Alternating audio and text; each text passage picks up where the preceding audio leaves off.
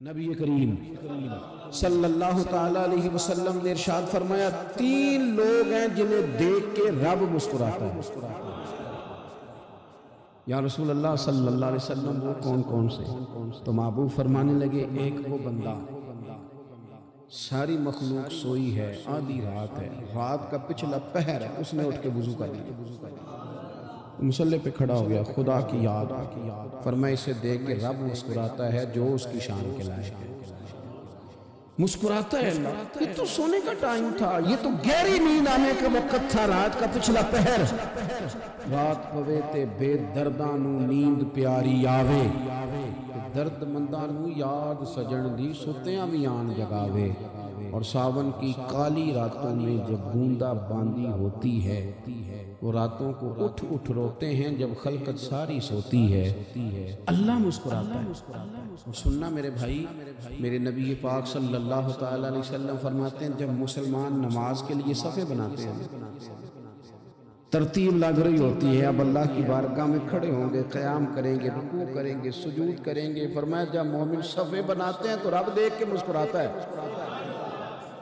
مسکراتا ہے۔ کمال ہو گئے عروج بندگی کا، جب بندے کو دیکھ کے رب مسکرائے، خدا بندے سے خود پوچھے بتا تیری رضا کیا ہے، مسکراتا ہے۔ اور میرے نبی پاک علیہ السلام فرماتے ہیں، جب مجاہد جہاد کے لیے صفیں سیدھی کرتے، آج تو یہ رب کے نام پہ مرنے ہی ہے، یہ صفوں میں کھڑے ہوں گے، ترتیب سے لڑیں گے، ترتیب سے گلا کاٹیں گے، کافروں کا یا شہادت لیں گے۔ فرمایا جب جہاد کے لوگ صفیں بناتے ہیں تو رب انہیں دیکھ کے مسکراتا ہے۔ کتنے نصیبوں والا وہ بندہ ہے جسے دیکھ کے مسکرا دیا۔ او یار، کبھی تیرا بیٹا تیرے سامنے مسکرائے نا چھوٹا، تو تیرا دل باغ باغ ہو جاتا ہے۔ تیری ماں بیمار کسی ایک دن صحیح طرح ہنس پڑے تو طبیعت خوش ہو جاتی ہے۔ مجھے بتاؤ نا، جس کا رب بھی اسے دیکھ کے ہنس پڑے، جو اس کی شان کے لائق ہے، کیا اس بندے کے نصیبیں ہیں، کیا اس کے مقدر ہیں۔ آپ اس مقام پر اپنے آپ کو لائیں۔ اب دیکھیں نا، یہ حدیث آپ نے سن لی، اب ہم نے نا اس طرح صفحے نہیں بنانے جو اس طرح ساری دنیا، اب ذرا صفحے بھی شوق سے بنائیں، آپ ذرا تھوڑا سا شوق پیدا کریں گے، بھئی یہ تو میں وہ کام کرنے لگا ہوں جسے دیکھ کے رب مسکراتا ہے۔ نبی پاک صلی اللہ علیہ وسلم نے فرمایا، جب کو بندہ توبہ کرتا ہے، ہم توبہ کا رٹا لگاتے ہیں، یا اللہ میری توبہ، یا اللہ۔ اور توبہ کا تو مطلب یہ ہے کہ پچھلے گناہوں سے پکی توبہ، آج کے بعد یہ غلطی نہ کرنے کا پکا وعدہ۔ تو نے ساری شب برات رو کے گزاری ہے، بتا سویرے جھوٹ جوڑنے کا ارادہ ہے تیرا؟ آج کے بعد رشوت تو نہیں نہ لے گا، ملاوٹ تو نہیں نہ کرے گا، یہ توبہ ہے۔ اور اگر سارے کام اسی طرح کرنے تو پھر یہ توبہ کا رٹا ہے، جتنا مرضی لگاؤ۔ حضرت علی بن ربیعہ رضی اللہ تعالیٰ عنہ فرماتے ہیں، میں مولا علی کے ساتھ تھا، مقام حرہ کی طرف جا رہے تھے، حضرت علی نے ہاتھ اٹھا کے دعا مانگی ہماری تعلیم کے لیے، ورنہ حضرت علی ہم صحابہ کو محفوظ عن الخطا مانتے ہیں، ہاتھ اٹھا کے کہا، اے اللہ ہمارے گناہ بخش دے، تیرے علاوہ کوئی معاف کرنے والا نہیں۔ اور پھر حضرت علی آسمان کی طرف دیکھا، اور دیکھ کے نا حضرت علی بن ربیعہ کو تو مسکرائے۔ حضرت علی بن ربیعہ کہنے لگے، حضور مسکرائے کیوں ہو؟ فرمانے لگے، ایک دن میں حضور کے ساتھ اسی طرح آیا تھا، اسی طرح حضور نے دعا فرمائی تھی ہماری تعلیم کے لیے، اور پھر حضور مجھے دیکھ کے مسکرائے تھے اور فرمایا، جب کوئی بندہ رب کی بارگاہ میں اس طرح استغفار کرتا ہے تو رب مسکراتا ہے، اور مسکرا کے فرماتا، دیکھ لو میرے بندوں کو پتا ہے کہ میرے علاوہ معاف کرنے والا کوئی نہیں، انہیں پتا ہے، تم اس کی بارگاہ میں رجوع تو لاؤ، آؤ تو صحیح توڑا آنسو لے کر۔ اقبال کہتے ہیں کہ موتی سمجھ کے شان کریمی نے چن لیا، قطرے دو گرے میرے ار کے انفار، دو میں نے آنسو بہائے تھے تو اس کے کرم نے تو موتی سمجھ کے چن لیا۔ سنو نا، حضور اس استغفار کو، اللہ کو یار رات کو توبہ کر کے سونا چاہیے۔ کچھ غلطیاں ہم کرنا نہیں چاہتے پر ہم سے ہو جاتی ہیں، کچھ دل ہم توڑنا نہیں چاہتے پر وہ ٹوٹ جاتے ہیں، ہماری مجبوری ہوتی ہے ٹوٹنا۔ رات کو اس کی بارگاہ میں ہاتھ باندھ کے، کشکول طلب دراز کر کے خوب استغفار پڑھنا چاہیے کہ مالک بندے ہیں کیا کریں، نفس کا ساتھ ہے، دنیا کا ساتھ ہے، خواہشات نفسانیہ، مالک معاف کر دے، درد سے توبہ، رسم نہ ہو، کہانی نہ ہو، لفظ نہ ہو، جملے نہ ہو، اور جناب ایسے لوگوں کے بیچ بڑے ہاتھ باندھ کے اور بڑا کوئی ضرورت نہیں، آپ اکیلے اپنی چارپائی بستر کے اندر منہ دے کے بھی درد سے کہیں گے نا معاف کر دے تو وہ تو مہربانی بڑھائے۔ میرے نبی پاک صلی اللہ علیہ وسلم مثال دیتے ہیں، فرمایا ایک آدمی صحرا میں جا رہا، صحابہ سے حضور خطاب کر رہے ہیں، فرمایا ایک آدمی صحرا میں جا رہا تھا، اس نے اپنی اونٹنی پہ کھانا پانی پیسے ہر چیز رکھی ہوئی تھی، صحرا تھا بہت بڑا، درمیان صحرا کے گیا تو تھوڑا سا سستانے کے لیے آرام کرنے کے لیے اونٹنی سے نیچے اترا، اب اس نے اونٹنی کی لگام اونٹنی کی نکیل اپنے سرہانے کے نیچے رکھی، ہاتھ کے ساتھ پکڑی اور سو گیا۔ تھوڑی ہی دیر کے بعد جب اس کی آنکھ کھلی تو دیکھا اونٹنی غائب ہے۔ صحرا میں وہ پیدل نہ آگے جا سکتا ہے، نہ پیچھے جا سکتا ہے، نہ دائیں نہ بائیں، کھانے کو روٹی نہیں، پینے کو پانی کا قطرہ نہیں، تھوڑا ادھر بھاگا ادھر بھاگا، تھک گیا۔ کریم محبوب فرماتے ہیں وہ پوری طرح نڈھال ہو گیا اور مایوس ہو گیا، مایوس ہو کے دوبارہ اسی جگہ آ کے لیٹ گیا جہاں پہلے لیٹا تھا، انتظار کرنے لگا کہ اب موت ہی آئے گی، آخری وقت، نہ میں پیدل یہ صحرا کراس کر سکتا ہوں، نہ پیچھے جا سکتا ہوں، نہ کھانا ہے نہ پانی ہے، سوائے موت کے کوئی سہارا نہیں۔ حضور فرماتے ہیں وہ رستے میں دوبارہ لیٹ گیا، اچانک اس نے رخ بدلا تو اونٹنی سامنے کھڑی تھی۔ حضور نے صحابہ سے پوچھا بتاؤ نا اسے بھلا کتنی کو خوشی ہوگی؟ یا رسول اللہ جسے نئی زندگی مل گئی ہے۔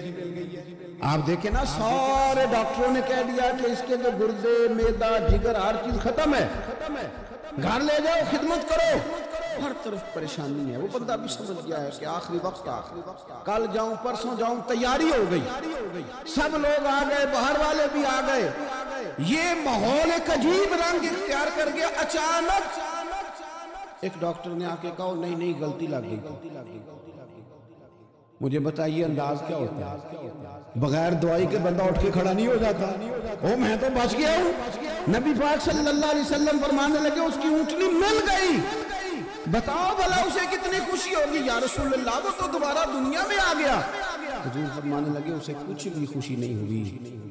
جب کوئی رب کا گناہگار بندہ آ کے توبہ کرتا ہے، رب کو اس سے کئی گنا زیادہ خوشی ہوتی ہے۔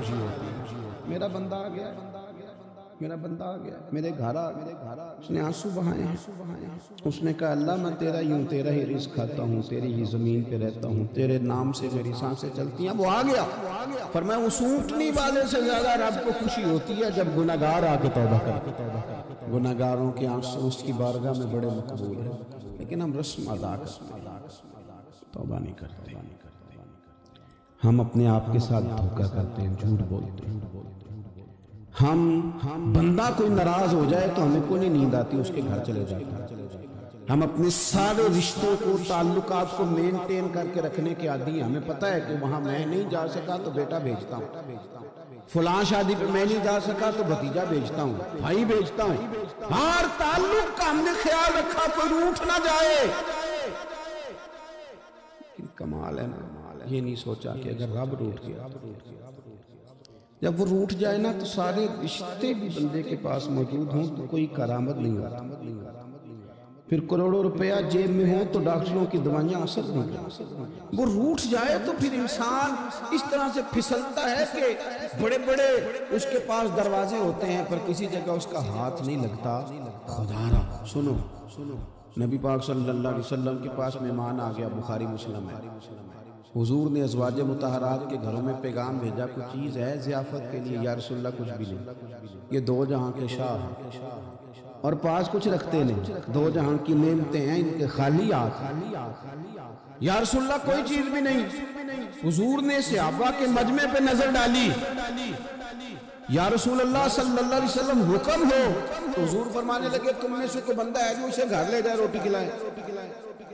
ایک صحابی اٹھے فوراً، حضور میں لے کے جاتا ہوں کھانا کھلاتا ہوں، فرماتے ہیں میرے گھر میں صرف بچوں کا کھانا،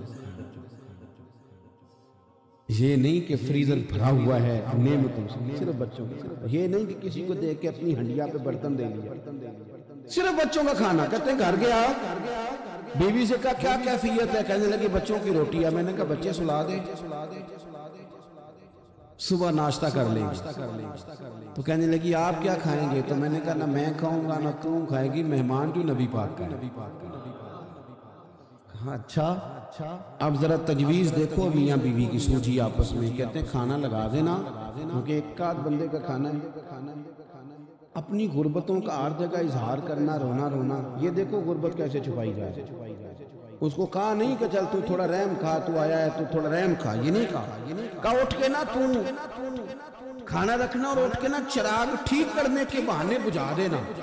ہم دنیا والوں کے سامنے کیوں اپنے دکھ بیان کریں؟ ہم جو کہیں گے رب رسول کی بارگاہ میں کہیں. تو نا چراغ ٹھیک کرنے کے بہانے، اہلیہ اٹھی کھانا دینے کے بعد چراغ ٹھیک کرنے کے بہانے بجھا دیا. خامد بھی ہاتھ چلاتے رہے، بیوی کبھی برتن رکھتی کبھی اٹھاتی، پتہ چلے کہ کھانا کھا رہے. کھانا کھایا جا رہا. کہتے ہیں مہمان پیٹ بھر کے کھانا کھا گیا. یہ کام ہوا رات کے اندھیرے میں. اس وقت ہوا جب چراغ بھی بند تھا. اس وقت ہوا جب کوئی دیکھنے والا نہیں تھا، کسی پڑوسی کو بھی خبر نہیں تھی. فرماتے ہیں صبح کے اجالے میں اس مہمان کو لے کے مسجد نبوی میں نے قدم رکھا تو نبی کریم نے فرمایا رات جو تم نے کام کیا ہے نا اسے دیکھ کے میرا رب بڑا مسکرایا ہے. اللہ بڑا مسکرایا ہے. اللہ تر دامنی پہ شیخ ہماری نہ جائیے، ہم دامن نہ چھوڑ دیں تو فرشتے وضو کریں.